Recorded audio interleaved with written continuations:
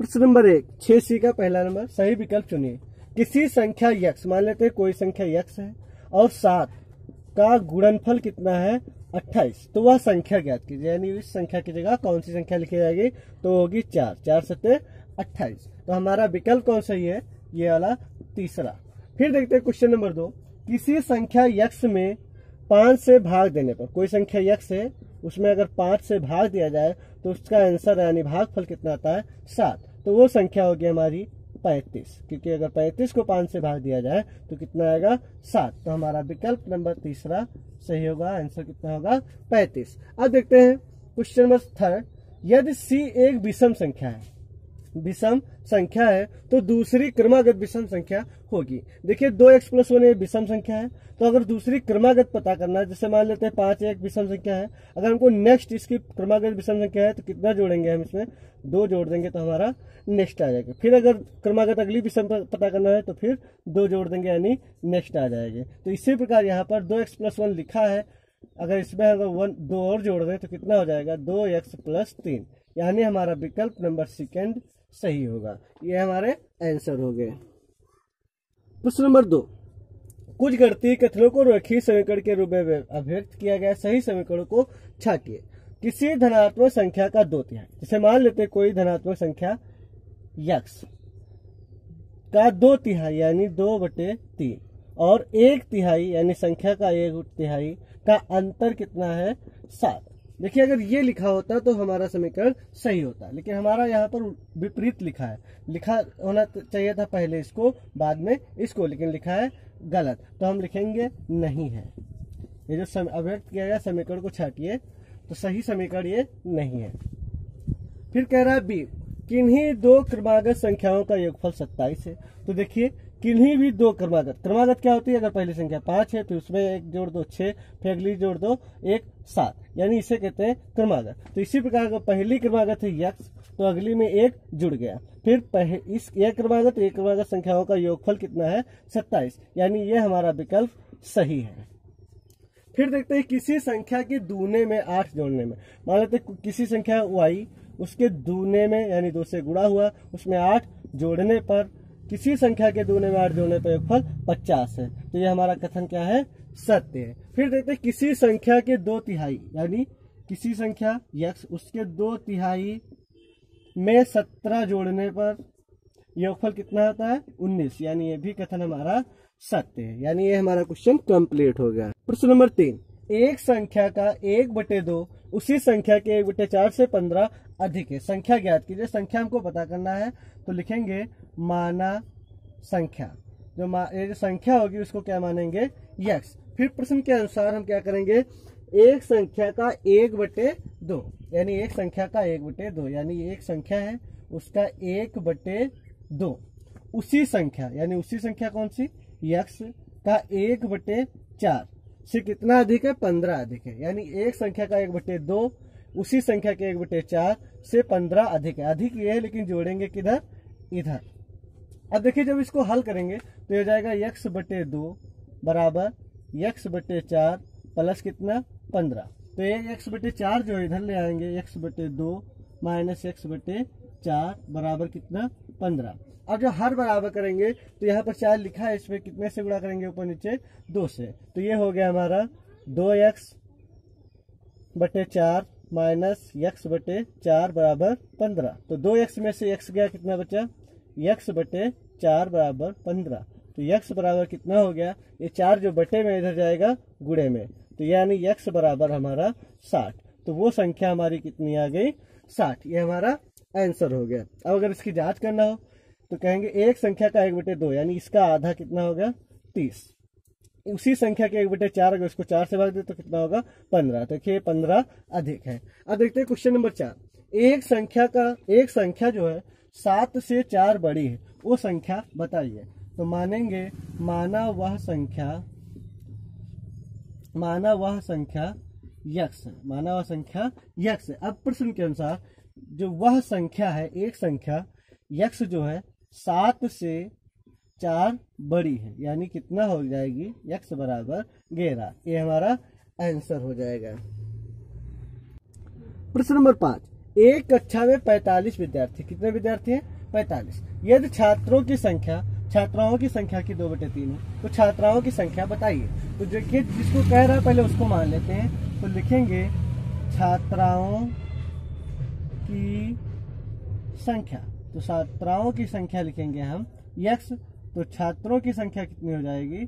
छात्रों की संख्या, तो छात्रों की संख्या कह रहा था, छात्रों की जो संख्या है छात्राओं की संख्या की 2/3 है, तो छात्राओं की संख्या कितनी है? x, उसकी 2/3, ये छात्रों की संख्या होगी। अब देखिए छात्रों की संख्या या छात्राओं की संख्या प्लस छात्रों की संख्या, टोटल कितनी है? 45। अब इसको जब हल करेंगे तो छात्राओं की संख्या x और छात्रों की संख्या 2/3x बराबर कितना? 45। इसके नीचे 1 मानेंगे, हर बराबर करेंगे, तो ये हो जाएगा 3x प्लस का 2x बटे में कितना? 3 बराबर 45। तो 3x और 2x कितना हो गया? 5x, और ये जो बटे में 3 इधर गुणे में आएगा, तो 45 3 135। x बराबर ये 5 जो बटे में है कहा जाएगा? गुणे में है जो बटे में जाएगा, इसको काट देंगे, 5 दूनी 10, बचा कितना? 3, 5 7 35, यानी x बराबर जो है 27 आ गया, यानी छात्राओं की संख्या कितनी होगी? 27। अब कह रहा है क्वेश्चन नंबर 6, किसी संख्या के 1/3 भाग में से 1/4 भाग घटाने पर 4 शेष है, संख्या बताइए। संख्या कह रहा है तो हम उसको संख्या मान लेंगे, माना वह संख्या हमारी है x। अब कह रहा है एक संख्या के 1/3 भाग, यानी एक संख्या, यानी ये इसके 1/3 भाग में से संख्या का 1/4 भाग घटाने पर शेषफल कितना आता है? 4। अब देखिए इसका जब हम लासा लेंगे यानी हर बराबर करेंगे, तो यहाँ पर 4 और 3 लिखा है तो 12 लाना है हमको, तो यहाँ पर किस संख्या से गुणा करेंगे हम? 4 से, तो ये हो जाएगा 4x, और इसमें किस संख्या से गुणा करेंगे? 3 से, तो ये हो जाएगा 3x बटे में कितना आ जाएगा? 12, ये 4। अब 4x में से 3x गया, कितना बचा? x बटे 12 बराबर 4, तो x बराबर कितना हो गया? ये बटे में इधर गुणे में आ जाएगा, यानी x बराबर 48, ये हमारा आंसर हो जाएगा। प्रश्न नंबर 7, आदर्श, डेविड और हमीद का कुल भार 44 किलोग्राम है। यदि डेविड का भार आदर्श के भार से 1.3 किलोग्राम अधिक एवं हमीद के भार से 2.1 किलोग्राम अधिक हो तो तीनों का अलग अलग भार ज्ञात कीजिए। ध्यान रखना, ऐसा जब सवाल कभी भी हो जिसमें 3 व्यक्ति हो तो उसमें हम उसको मानते हैं जिसका रिलेशन 2 जगह दिया हो। जैसे यहाँ पर जो डेबिट है इसका रिलेशन 2 से है। देखिए यहाँ पर एक डेबिट का जो भार है आदर्श के भार से 1.3 किलोग्राम अधिक है, यानी डेबिट का जो भार आदर्श के भार से 1.3 किलोग्राम अधिक है और हमीद के भार से 2.1 किलोग्राम अधिक है, यानी डेबिट का जो रिलेशन है दोनों से, क्योंकि आदर्श के भार से भी अधिक है और हमीद के भार से भी अधिक है। अब यहाँ कम हो चाहे ज्यादा ये कोई बात नहीं मायने रखती, बस मायने रखना होता है कि एक ऐसा कौन सा व्यक्ति जिसका रिलेशन दोनों में आ रहा है, चाहे कम हो या ज्यादा हो। तो हमारा ये डेविड है इसका रिलेशन दोनों से है, आदर्श के भार से और हमीद के भार से। तो हम सबसे पहले अगर मानेंगे तो डेविड को मानेंगे। देखिए क्या कैसे मानेंगे, माना डेविड का भार x किलोग्राम है। कितना है? x kilogram. अब देखिए हमारी दूसरी शर्त, यदि डेबिट का भार आदर्श के भार से 1.3 किलोग्राम अधिक है। तो देखिए आदर्श का जो भी भार होगा, आदर्श का भार, तो आदर्श का जो भार होगा डेबिट के भार से 1.3 किलोग्राम कम होगा। देखिए इस बात को इसको समझना। देखिए क्योंकि यहाँ पर जो भार ज्यादा है, किसका भार है? डेबिट का भार। डेबिट का भार आदर्श के भार से 1.3 किलोग्राम अधिक है। अगर आदर्श का भार कहे तो डेबिट के भार से 1.3 किलोग्राम कम है, यानी आदर्श का भार डेबिट के भार से 1.3 किलोग्राम कम है और डेबिट का भार आदर्श के भार से 1.3 किलोग्राम अधिक है। अब देखते हैं हमीद का भार। तो हमीद का भार जो होगा सेम उसी प्रकार, जैसे हमीद का जो भार है डेबिट के भार से 2.1 किलोग्राम कम है, या ये कहे कि डेबिट का जो भार है 2.1 लिखा है, डेबिट का भार हमीद के भार से 2.1 किलोग्राम अधिक है, तो हमीद का भार क्या होगा? डेबिट के भार से 2.1 किलोग्राम कम होगा। अब देखिए प्रश्न हमारा कह रहा था आदर्श प्लस डेविड प्लस हमीद, तीनों का कुल भार कितना था हमारा 44 किलोग्राम। तो देखिए अब हम हल करेंगे। आदर्श का हमने कितना माना था, ये x माइनस 1.3 प्लस डेविड का x प्लस हमीद का हमने माना था x माइनस 2.1 बराबर 44। अब देखिए x ये कितना हो गया हमारा 3x। अब ये माइनस का देखो आएगा, कितना आएगा 2.1 में 1.3 जोड़िए तो ये हो जाएगा 3.4 बराबर 44। अब देखिए 3x बराबर 44, ये माइनस का 3.4 है, उधर जाएगा प्लस का हो जाएगा 3.4, तो ये लिखेंगे 3x बराबर 44 और 3 47.4, तो x बराबर हो जाएगा 47.4 बटे 3। तो देखिए हम 3 से जब भाग देंगे तो आ जाएगा 3 एकम 3 बचा 2 बचा 1, 3 बचे 15 बचा 2, 3 बट 24 यानी 15.8 किलोग्राम। अब ये x किसका भार हमने माना था, डेविड का भार, तो लिखेंगे डेविड का भार जो आ गया हमारा, डेविड का भार x का मान कितना है 15.8 किलोग्राम। अब आदर्श का भार x माइनस 1.3 यानी x का मान कितना है 15.8 माइनस कितना घटा दे 1.3 यानी ये कितना आ गया हमारा 14.5। अब अगर हमीद का भार कह दे तो 15.8 में से कितना घटा देंगे 2.1, तो ये हमारा कितना आ जाएगा 15 में से 2 गया 13.7। अब अगर हम इसको जोड़ दें सब तो देखिए 8 5 13 7 20 हासिल आया 2, 5 4 9 3 12 2 14 हासिल आया 1 1 2 3 और 1 4 यानी ये 44 किलोग्राम टोटल बन जाएगा। ये हमारे तीनों की उम्र होगी, ये डेविड का है, ये आदर्श की आयु है और ये हमीद की आयु, ये हमारा आंसर हो जाएगा। प्रश्न नंबर 8, 2 अंकों की एक संख्या के अंकों का योगफल 4 है। यह दहाई के अंक से इकाई का अंक घटा दिया जाए तो शेष कितना बचता है 2। तो संख्या ज्ञात कीजिए। तो देखिए यहाँ पर ध्यान रखना है, चाहे इस शर्त से मान ले चाहे इस शर्त से, तो मान लेते हैं अगर हम इस संख्या से मान ले तो देखिए यहाँ कह रहा है यदि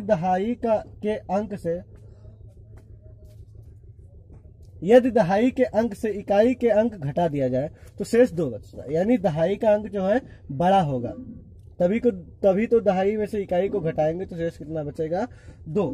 तो हम मान लेते हैं किसी संख्या को, माना दहाई का अंक होगा x और इकाई का अंक होगा x माइनस कितना अधिक है 2।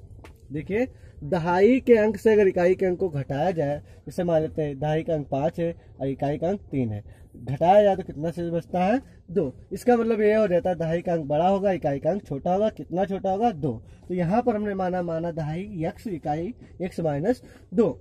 अब कह रहा है, अब पहली शर्त में देखते हैं 2 अंकों की एक संख्या के अंकों का योगफल मतलब इकाई प्लस दहाई के अंकों का योगफल कितना दिया है 4।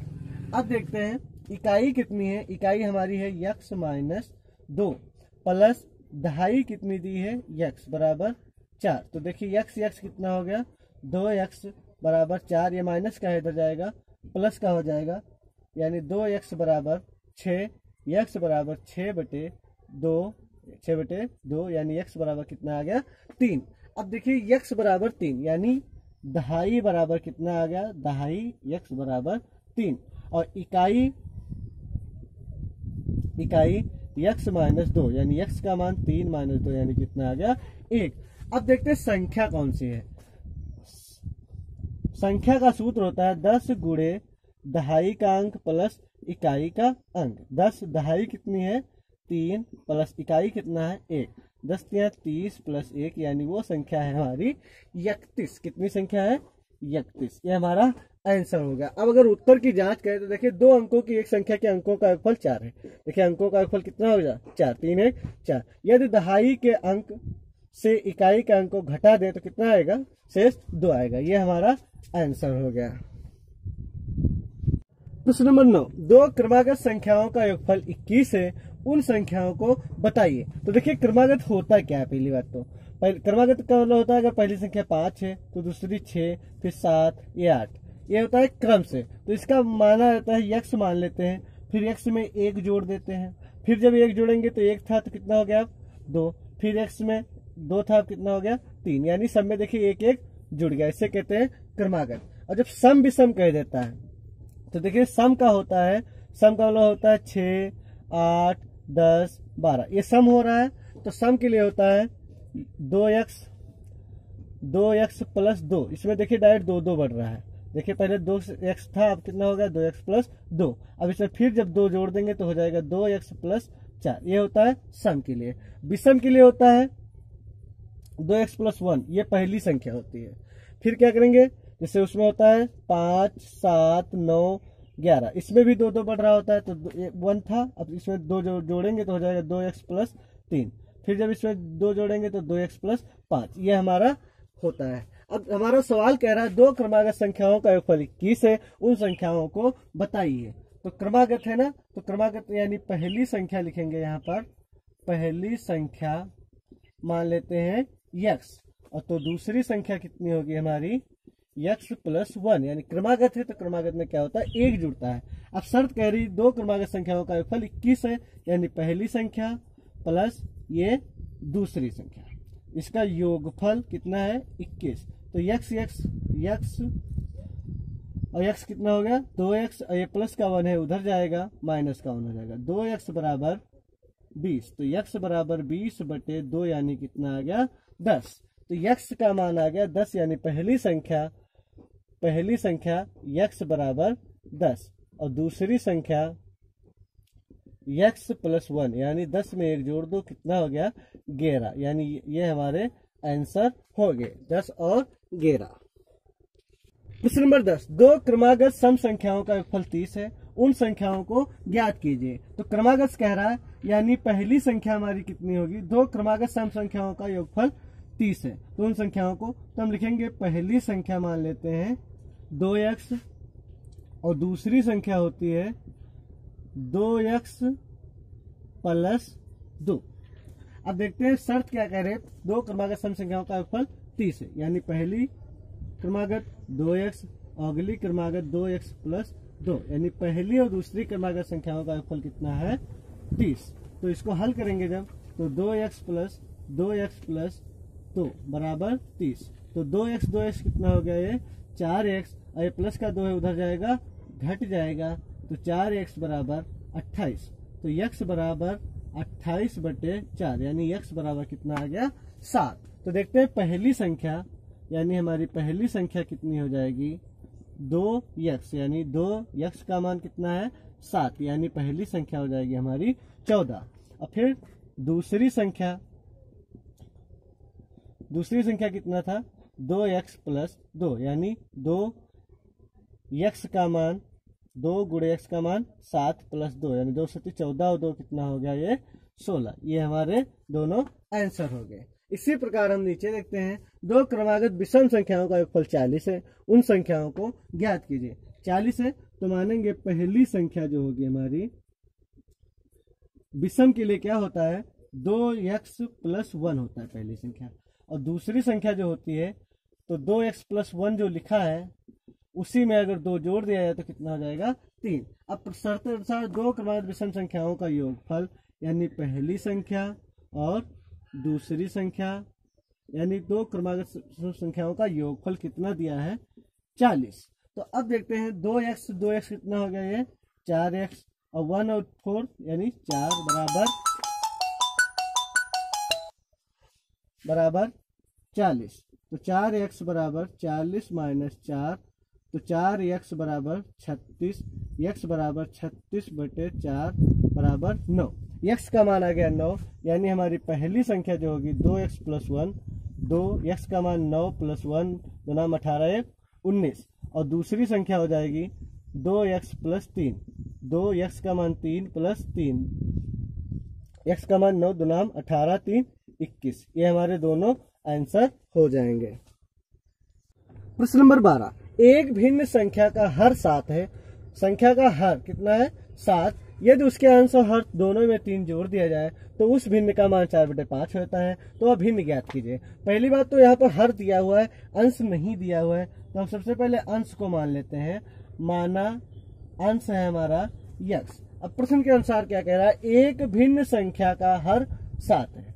हर कितना है 7 और अंश कितना माना गया यक्स। यदि उसके अंश और हर दोनों में 3 जोड़ दिया जाए, यानी अंश और हर दोनों में 3 जोड़ दिया जाए तो उस भिन्न का मान 4/5 हो जाता है। अब ये हो गया यक्स प्लस 3/7 और 3 10 बराबर 4 और 5। इसकी वज्र गुणन होगी तो ये हो जाएगा यक्स प्लस 3, ये 5 इधर बटे में इधर गुणे में आ जाएगा, और जो इधर बटे में इधर गुणे में आ जाएगा, यानी 4 गुणे 10। अब ये 5 यक्स प्लस 5 15 बराबर 4 दहा 40। अब ये 5 यक्स बराबर ये जो 15 प्लस का उधर जाएगा, किसका हो जाएगा माइनस का, तो 5 यक्स बराबर आ गया हमारा 25। तो यक्स बराबर हो गया 25/5, यानी यक्स बराबर आ गया 5। 5 से जब भाग देंगे तो कितना आ जाएगा 5।